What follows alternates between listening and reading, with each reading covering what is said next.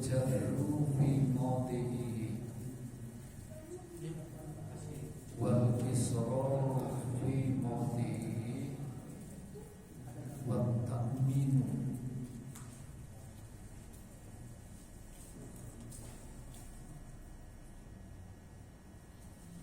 Wajaru mengeraskan suara Wimotihi pada tempatnya. Nah, Bapak-bapak pelajar sekalian, kalimat ini menjelaskan bahwa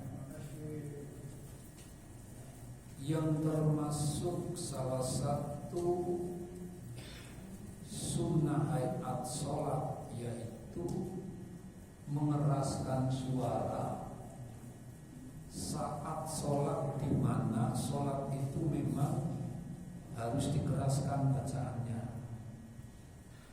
Yang dimaksud wal jaru fi mawdihi, umpamanya contohnya sholat maghrib, sholat isya, sholat subuh, itu 3 waktu. Pertanyaannya, bagaimana kalau pada saat sholat maghrib tidak dikeraskan suaranya, pelan, sholatnya sah apa tidak? Jawabnya sah. Karena mengeraskan suara itu bukan rukun, tapi sunnah, sunnah hayat. Namun demikian, supaya kita tetap mendapatkan kesunatan, karena ini merupakan contoh dari Rasulullah, maka kita membaca keras.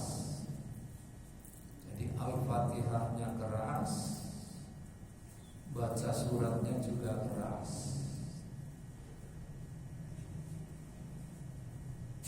Ada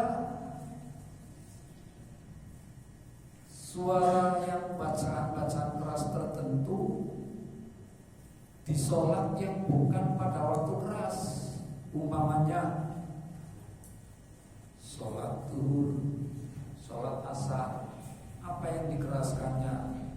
Yang dikeraskan itu adalah ketika membaca takbir. Hanya seperti di Masjidil Haram ataupun juga di Masjid Nabawi, pada waktu takbir keras. Nah, nanti pas membaca Al-Fatihah, karena ini sholat waktu siang, tidak kedengaran. Waktu baca Al-Fatihah tidak kedengaran. Baru ketika takbir untuk iktidal, Allahu Akbar. Kemudian sesudah itu Sami'allahu liman hamidah. Jadi ada bacaan-bacaan tertentu yang dikeraskan itu untuk memberi aba-aba kepada jamaah. Apalagi kan jamaahnya banyak, ya. Bukan ribuan lagi, ya. Puluhan bahkan bisa ratusan ribu masjid itu. Ya, gitu ya. Kalau Masjidil Haram ya jutaan sudah itu. Ya. Tapi kalau masjidnya sendiri, ya kalau di dalam masjid ya tidak bisa menampung 4 juta sih. Itu kan sampai ke depan-depan toko, sampai ke jalan, di jalan-jalan raya saja sampai jauh. Hanya kalau hari Jumat itu biasanya jam 10 siang itu jalan-jalan sudah diblokade oleh mobil polisi. Artinya nggak boleh ada bus masuk di situ, karena itu sudah disiapkan untuk sholat Jumat. Jadi suatu saat saya pernah mengalami sekali, Pak.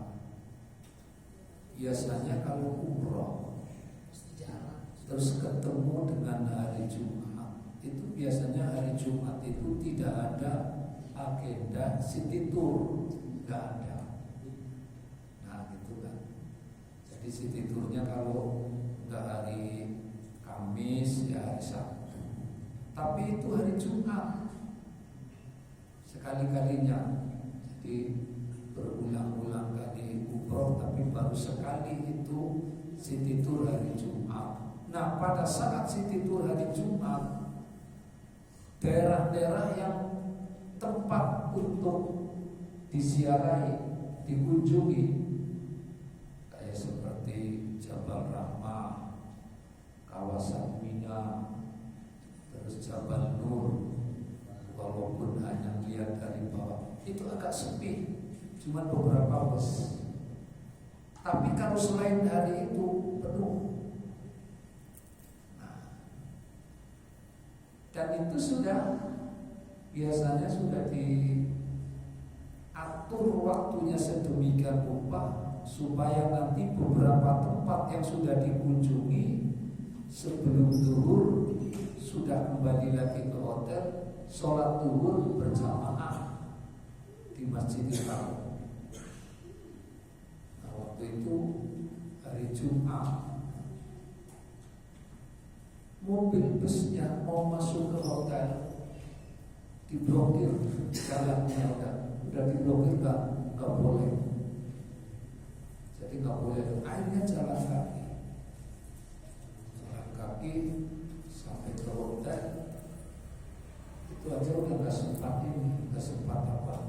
mandi, nggak sempat cuma ambil air wudhu aja, turun ke bawah, baru jalan sudah koma. Akhirnya sholat Jumatnya di jalan, di depan toko ya.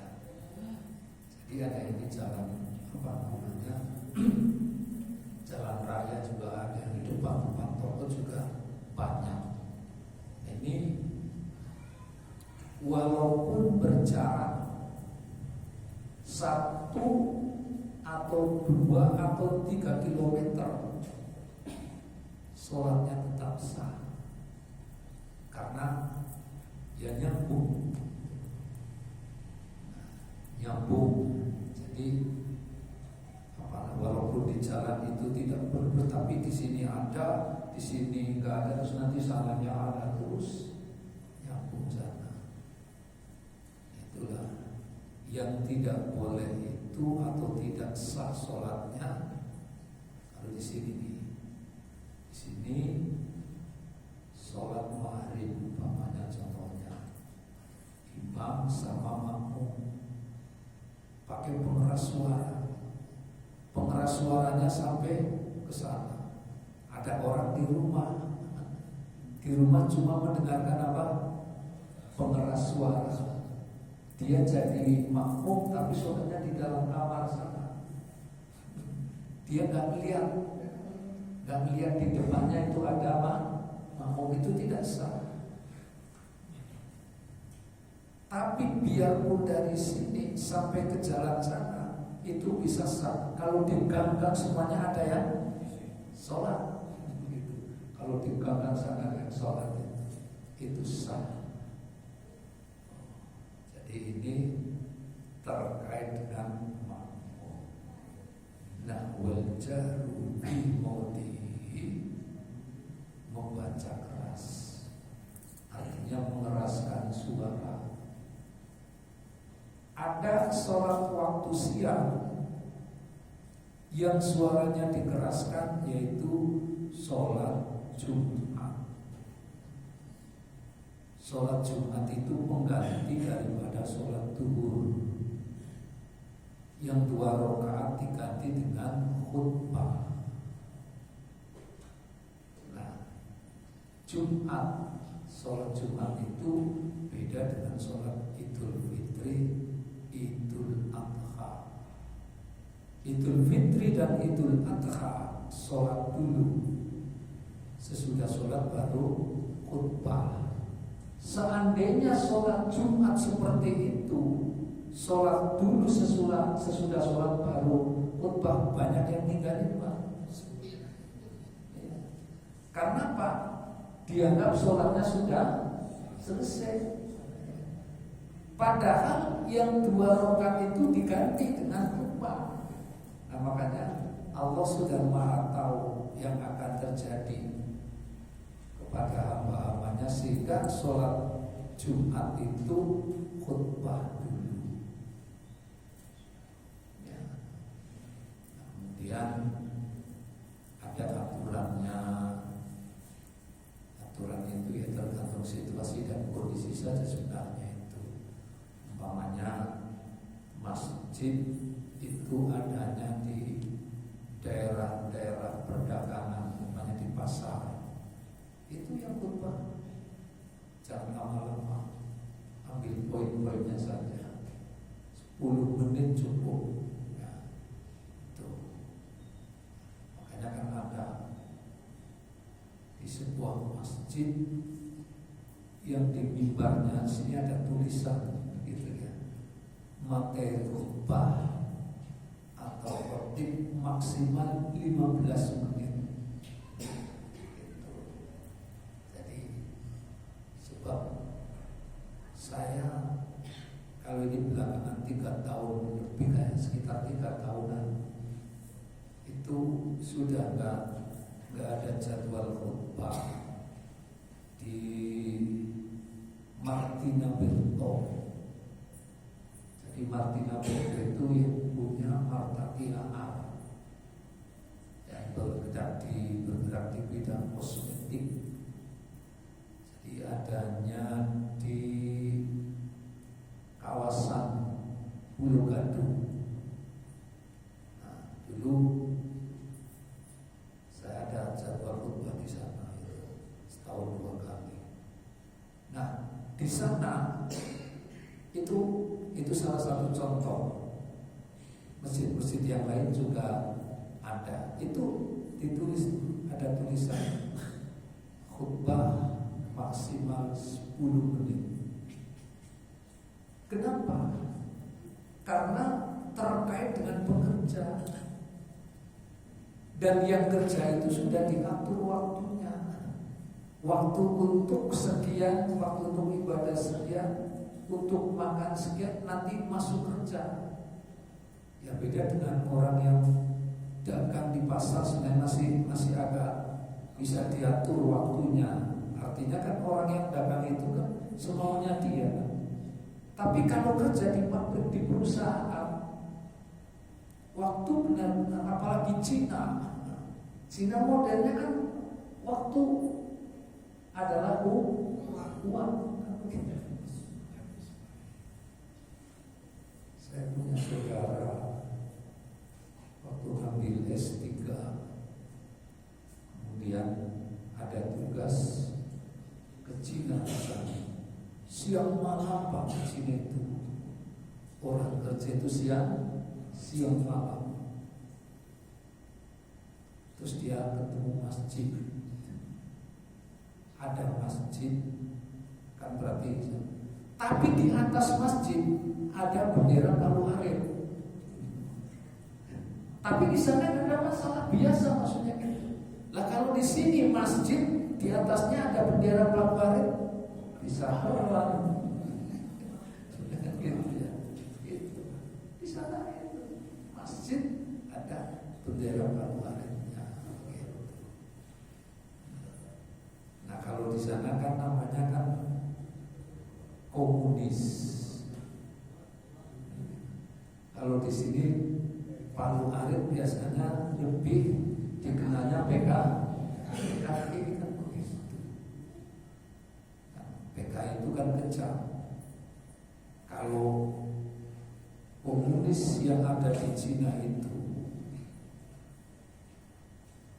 ya tidak membantai orang-orang. Kalau umpamanya ada terjadi pembantaian di sebuah daerah yang di situ ada orang Muslim dibantai, itu Muslim yang keras, Pak. Yang jadi itu Muslim yang keras, sementara yang berkuasa itu kan non Muslim. Di daerah lain yang Muslimnya itu tidak keras. Kalau ibarat di sini model NU, selamat gitu. Jadi yang dihabisin itu muslim-muslim yang keras. Artinya yang provokatif, radikal. Ya radikal itu. Nah, yang radikal itu yang menjadi korban ya seperti itu. Nah, makanya kalau hidup di sebuah negara yang sudah jelas mayoritas non muslim, yang muslim itu ya harus mengerti, karena tidak ada larangan untuk ibadah, tidak ada itu. Kebebasan ada, cuma karena provokatif radikal akhirnya dihabisin sampai berpuasa di sana. Wal isroru fi maudi, dan membaca isror atau suaranya dipelangkan pada waktu di tempatnya. Di tempatnya itu maksudnya di waktu saat sholat memang bacanya pelan. Zuhur sama asar itu bacanya pelan. Nah, nanti yang dikeraskan tadi pada bacaan-bacaan tertentu, takbir, kemudian bacaan sesudah iktidal, sami Allahu liman hamidah, itu untuk memberikan aba-aba yang di belakangnya supaya dia tahu pergantian, ya, pergantian dari iktidal, pergantian dari ruku, pergantian dari tiap-tiap rukun. Jadi untuk memberitahu aja. Wa ta'min, dan yang berikutnya adalah membaca amin, itu sunnah. Ghairil maghdubi alaihim waladdallin. Amin itu sunnah. Amin itu artinya apa? Amin itu isim isim fi'il amar, itu amin. Artinya amin yaitu istajib gitu. Artinya amin itu istajib, doa ya Allah, kabulkanlah permohonan kami, itu amin. Maka ketika orang membaca amin waktu sholat, begitu imamnya makmumnya amin, tapi pada saat-saat tertentu bukan sholat, itu bacanya gak amin lagi, Pak. Selamatan apa selamatan tahlilan, itu selamatan tahlilan, ustadznya yang memimpin doa, yang lain amin, amin, amin. Itu sudah beda artinya. Kalau amin, amin, percaya, percaya, percaya gitu. Nah, untuk itu hanya harus baca amin, amin, amin. Tapi kalau amin, amin, amin itu artinya percaya, percaya, percaya gitu. Nah, jadi amin dengan amin itu beda.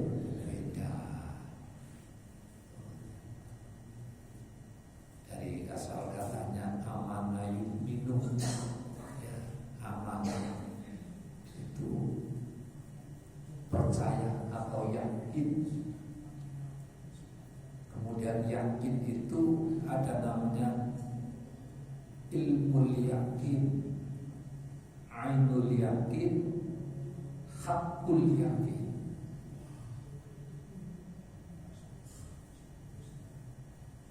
Kalau yakin beda lagi. Yakin itu umpamanya ada orang cerita, terus bapak dengerin cerita itu, percaya apa yang diceritakan.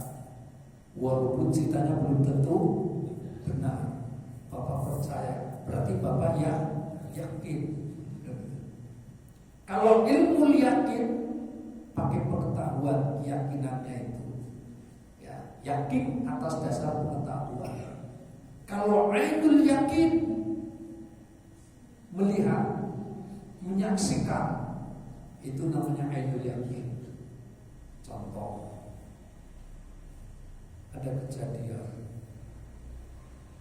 Nah, begitu kejadian seperti musibah, kita melihat kejadian itu, melihat, oh ada yang meninggal di musibah itu.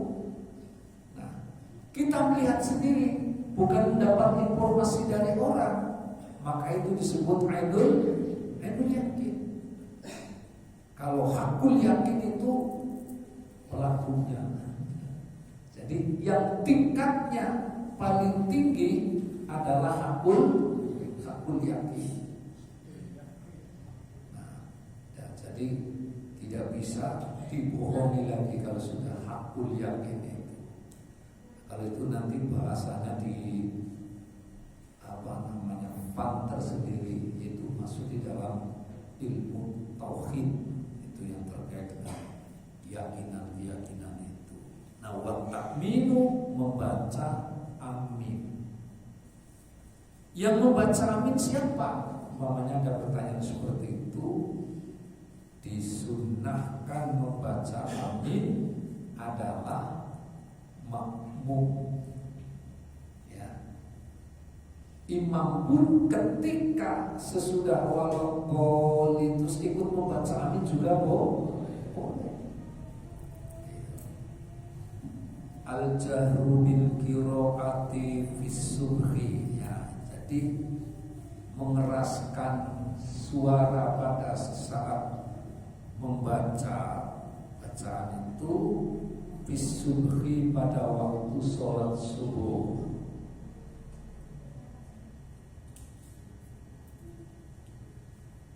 Wal awwalataini minal maghribi wal isya'i, dua rakaat yang pertama daripada sholat maghrib dan sholat isya. Jadi dua rakaat yang pertama berarti rakaat pertama dan rakaat kedua. Nanti karena maghrib itu 3 rakaat, berarti di rakaat yang ketiganya tidak dikeraskan. Isya karena 4 rakaat, dan di sini dikatakan 2 rakaat yang pertama, berarti dikeraskan suaranya itu pada 1 rakaat pertama dan rakaat kedua, rakaat ketiga dan rakaat yang keempatnya tidak dikeraskan lagi bacaannya. Jadi ini minal maghribi wal isya'i mustahabun lil imami, disunahkan bagi imam. Disunahkannya atas dasar apa? Bil ijma'i, yaitu atas dasar ijma', kesepakatan para ulama. Nah, jadi ijma' namanya, kalau bahasa sekarang itu namanya konsensus. Pengambilan hukum selain daripada Al-Quran dan hadis itu bisa diambil dari hasil konsensus. Konsensus yang disepakati, yang tidak ada khilaf lagi, adalah konsensusnya para sahabat. Sahabat itu berarti orang-orang yang hidup di masa Rasulullah SAW.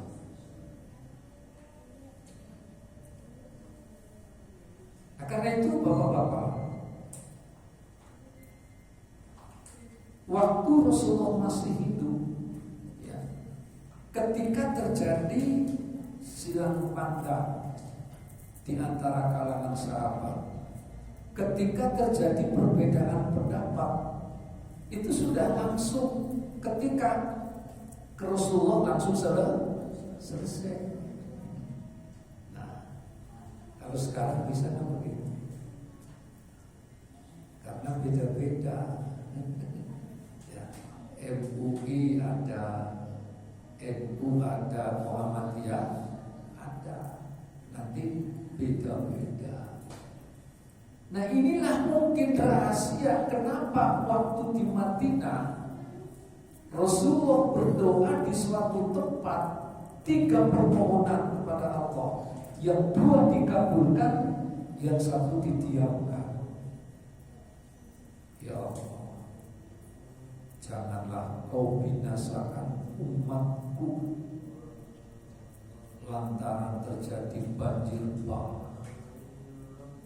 Gak usah khawatir ya Rasulullah, banjir bah tidak akan membinasakan umat. Makanya waktu belasan tahun yang lalu ketika terjadi gelombang besar yang diawali dengan gempa bumi berkekuatan 9,6 skala Richter, dan sesudah itu akhirnya terjadi tsunami di Aceh yang air dari laut muncratnya menurut infonya itu sampai 23 meter. Gak semuanya mati, artinya ada yang diselamatkan oleh Allah. Itu ada yang diselamatkan oleh Allah. Penyakit taun juga begitu. Jangan orang itu binasa meninggal karena itu. Tapi ketika Rasulullah memohon kepada Allah, ya Allah, persatukan umatku, Allah mendiamkan, tidak memberikan jawaban. Kenapa? Karena Allah Maha tahu apa yang akan terjadi terhadap umat Rasulullah Sallallahu Alaihi Wasallam. Nah, tempat di mana Rasulullah berdoa seperti itu, 3 permohonan, yang 2 dikabulkan, yang 1 didiamkan. Lalu tempat itu dibangun masjid. Masjidnya namanya Masjid Ijabah. Jadi kalau di sana setiap masjid itu ada sejarahnya. Masjid Ijabah, Masjid Umamah itu sejarahnya waktu sholat duhur di situ siang-siang luar biasa panasnya, kepanasan. Akhirnya Rasulullah mohon kepada Ya Allah, turunkanlah awan. Habis doa seperti itu hanya jarak beberapa menit langsung awannya turun. Makanya disebut Masjid Umamah. Itu kalau ada masjid juga, tapi masjid itu ya termasuk Masjid Umamah itu juga artinya masih sebenarnya bisa orang itu masuk di dalamnya untuk sholat subuh, cuma ditutup. Termasuk rumah-rumahnya para sahabat, rumahnya Abu Bakar dijadikan masjid, namanya Masjid Abu Bakar. Umar, ada Masjid Umar. Kemudian ada Masjid Utsman, ada Masjid Ali bin Abi Thalib itu termasuk masjidnya kecil. Ali bin Abi Thalib itu sahabat Rasulullah sekaligus menantu, bukan orang kaya. Ya, yang kaya raya pedagang itu namanya siapa? Sa'ad bin Abi Waqqas. Itu kaya. Abdurrahman bin Auf itu saudara yang kaya raya itu. Abdurrahman bin Auf. Abu Bakar tidak kaya, tapi nggak miskin juga, artinya sederhana. Kalau Rasulullah itu juga tidak kaya dan tidak mengutamakan kehidupan dunia. Bahkan saat Rasulullah ditawari gunung jadi emas saja, Rasulullah menolak. Rasulullah tidur masih di atas pelupuh, tempat pelupuh. Iya, bambu yang di apa? Caca-caca itu. Kalau dulu saya waktu masih kecil di kampung tidur di situ, itu di tengah-tengah itu banyak bangsatnya, Pak. Namanya kalau orang Jawanya punya tinggi, tumbila ya, tumbila itu udah pada merah semua ya. Jadi badan kita jadi makanannya tumbila.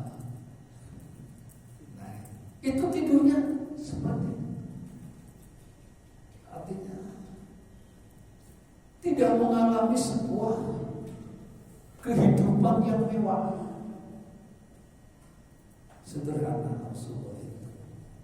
Bahkan suatu hari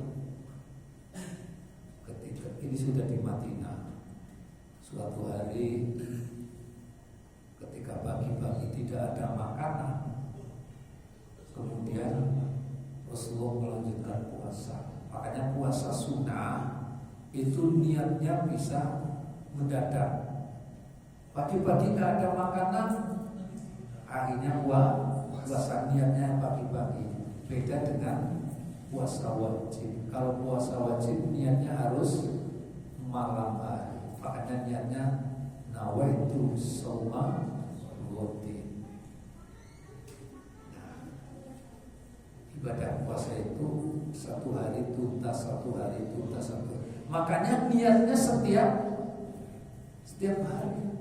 Tapi ada beberapa untuk menjaga ada salah satu hari yang lupa, maka niat di depan untuk seluruhnya, yang berpendapat seperti itu. Nah, sehingga kalau umpamanya puasa sebulan Ramadan, di puasa sebulan Ramadan itu ada salah satunya sehari itu tidak puasa, umpamanya di hari yang ke-17.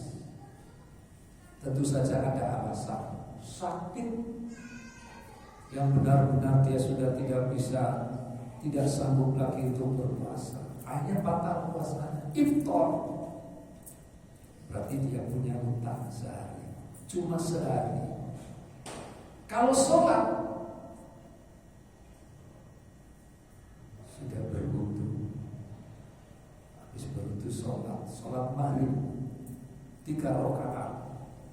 Di rakaat yang ketiga habis sujud yang kedua sedang tasyahud akhir ketut batal. Itu batal, akhirnya ke belakang ambil air wudu terus duduk. Tadi kan batalnya pada waktu tahiyat, langsung duduk langsung baca at-tahiyatul mubarakatuh sholawatut thayyibatul. Enggak bisa, harus diulang dari pertama, rakaat yang pertama, walaupun batalnya di rakaat yang ketiga, karena niatnya satu, itu satu rangkaian sholat itu. Ya, berbeda dengan puasa tadi.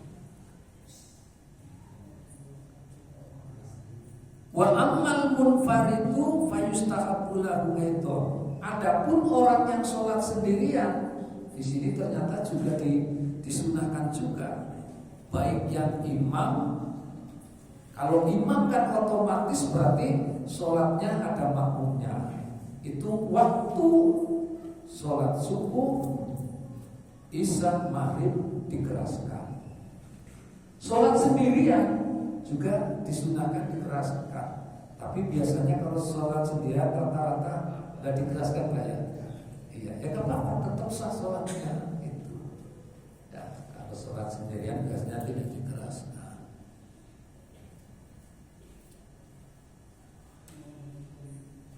Kenapa? Tadi disunahkan juga li'annahu ghairu ma'murin bil insaf. Karena orang yang sholat sendirian itu tidak diperintahkan untuk diam.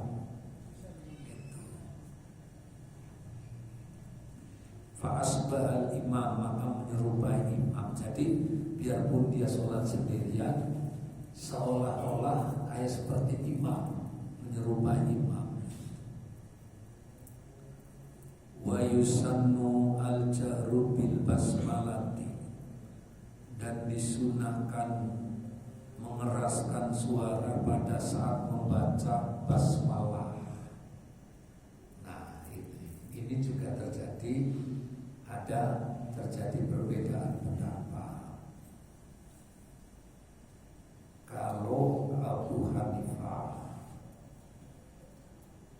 itu saat membaca basmalahnya itu tidak dikeraskan, tapi tetap pada saat membaca Al-Fatihah ada bismillahnya, karena bismillah merupakan bagian daripada Al-Fatihah.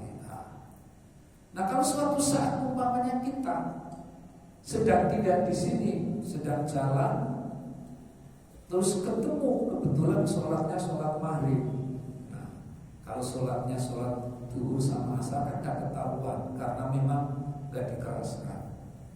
Nah, waktu sholat maghrib atau sholat isya ketemu, sholat di situ jadi makmum, imamnya nggak mengeraskan baca bismillah. Kalau bapak berani habis selesai sholat nanya, Pak tadi baca bismillah enggak? Baca, tapi tidak dikeraskan, sah sholatnya. Bapak yang jadi makmum sah. Tapi kalau pada saat bapak bertanya kemudian dia menjawab tidak baca, tidak sah, karena kita madhabnya Syafi'i bahwa bismillah merupakan bagian daripada Al-Fatihah. Nah, antara yang bismillah bagian daripada Al-Fatihah dengan yang bismillah tidak bagian daripada Al-Fatihah, tapi jumlah ayatnya sama-sama 7. Gitu. Di mana perbedaannya? Nah, perbedaannya itu yang 7 tanpa bismillah, yaitu di ghairil maghdubi alaihim. Nah, kalau kita kan tidak ghairil maghdubi alaihim wala dhalin langsung. Jadi itu terjadi itu. Di situ perbedaannya. Maka membaca bismillah bagian daripada Al-Fatihah. Lalu di keterangan hadis Rasulullah bahwa bismillah itu termasuk sabul masani. Sabul masani punya pengertian 7 ayat yang berulang-ulang. Kenapa disebut 7 ayat yang berulang-ulang? Karena Al-Fatihah itu diulang-ulang bacaannya pada waktu sholat. Rakaat pertama baca Al-Fatihah, rakaat kedua baca Al-Fatihah, rakaat ketiga baca Al-Fatihah, rakaat keempat baca Al-Fatihah. Kalau surat yang lain bisa surat apa saja. Rakaat pertama sesudah Al-Fatihah Kuliah, rakaat kedua sesudah Al-Fatihah Kulhu. Maka ada orang mengatakan biasanya Kul apa Kulhu? Kuliah sama Kulhu. Ya. Ini untungnya ulama-ulama dulu berpegang pada kitab ini juga dijelaskan bahwa orang sholat itu lebih utama membaca surat yang tuntas. Tuntas itu maksudnya satu surat selesai. Satu surat selesai itu tuntas. Maka kemudian ya, yang dibaca itu surat-surat yang ada di juz amma. Anak-anak kecil itu yang diajarkan itu buat ngapalin itu dulu, yang juz amma. Nah, ada cara pandang yang lain. Orang memberikan pandangan yang lain bahwa rumah Al-Quran itu rumah. Yang namanya rumah ada ruang utama ada kamar, ada dapur, ada kamar mandi dan lain sebagainya. Kemudian ada pintu. Nah, orang kalau mau masuk ke rumah itu mesti harus melalui pintu depan. Pintu depannya apa? Al-Fatihah. Begitu masuk dari pintu depan Al-Fatihah, masuk di ruang yang pertama. Ruang tamu paling gede akan dibandingkan ruang-ruang yang lain. Surat Al-Baqarah itu jumlahnya lebih banyak daripada surat-surat yang lain. Tapi itu hasil pemikiran, artinya tidak ada hadis yang menjelaskan seperti itu. Itu hasil pemikiran saja gitu kan. Artinya mau diterima boleh, tidak juga tidak apa-apa, boleh-boleh saja. Ya, hasil pemikiran dari seseorang bahwa kalau Al-Quran itu diibaratkan sebagai rumah, maka rumah itu ada pintu depannya. Masuk ke rumah mesti harus pintu depan. Belajar Al-Quran mesti harus dari Al-Fatihah. Padahal kita dulu seperti itu. Kiai-kiai, ustaz-ustaz dulu sama anak-anak kecil kan yang diajarkan apa? Ngapalin surat-surat pendek gitu. Ngapalin surat-surat pendek dulu. Nah, kita bapak-bapak paling tidak juga hafal itu surat dari At-Takatsur minimal. At-Takatsur ya, Al-Takatsur, terus ke bawahnya Wal Asri, kemudian Wailul ya, terus Alam Taro. Jadi suatu saat kalau bulan puasa kerja pulang malam, nggak sempat sholat taraweh di masjid, bisa sholat taraweh di rumah, bacaannya itu. Lah kalau hafalnya cuma kuliah sama kulhu, bolak-baliknya nggak apa-apa juga. Tapi apa nggak bosan seolah-olah Al-Quran cuma kuliah sama kulhu, padahal banyak di dalam Al-Quran ini.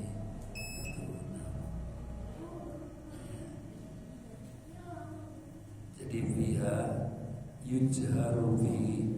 Jadi baca basmalahnya tadi dikeraskan, li annahu sahha min riwayati Ali wa Ibnu Abbas, karena ini sah dari riwayat yang diterima dari Ali dan Ibnu Abbas, wa Ibnu Umar, wa Abi Hurairah dan Abi Hurairah, wa Aisyah radhiyallahu anhu ajma'in, anna Rasulullah sallallahu alaihi wasallam, bahwasanya Rasulullah sallallahu alaihi wasallam kana yajharu biha fil khatibah, adalah Rasulullah mengeraskan bacaan pada waktu sholatnya itu fil khatibah, pada saat di rumah.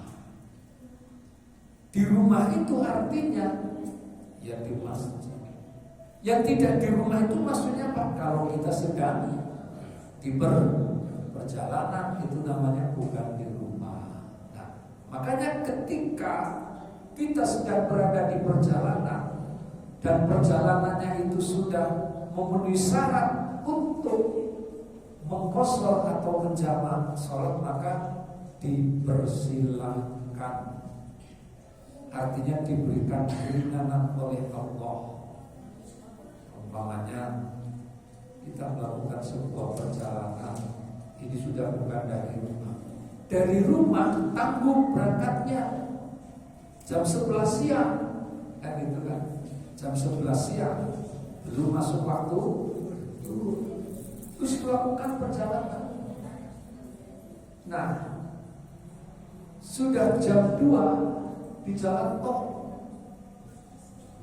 terus habis jam 2 jalan tol, terus istirahat di rest area, makan siang, mau melanjutkan perjalanan, diperkirakan nanti asar gak dapat waktunya, maka disitulah sholat jamaah, sholat zuhur sama asar.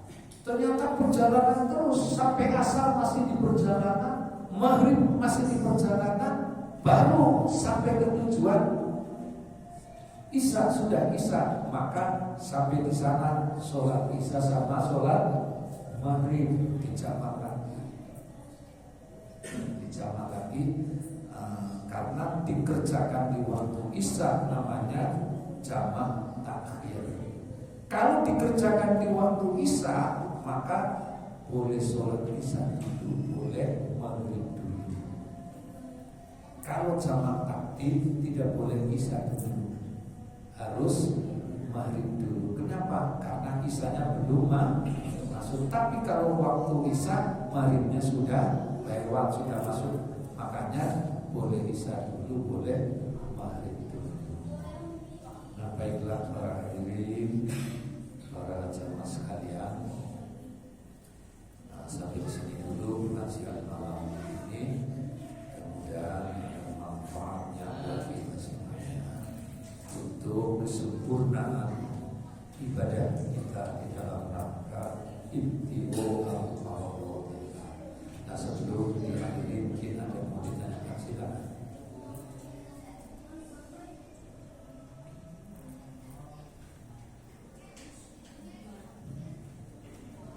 Tidak ada. Baik, kalau tidak ada, saya sebut saya sudah di sini. Allahumma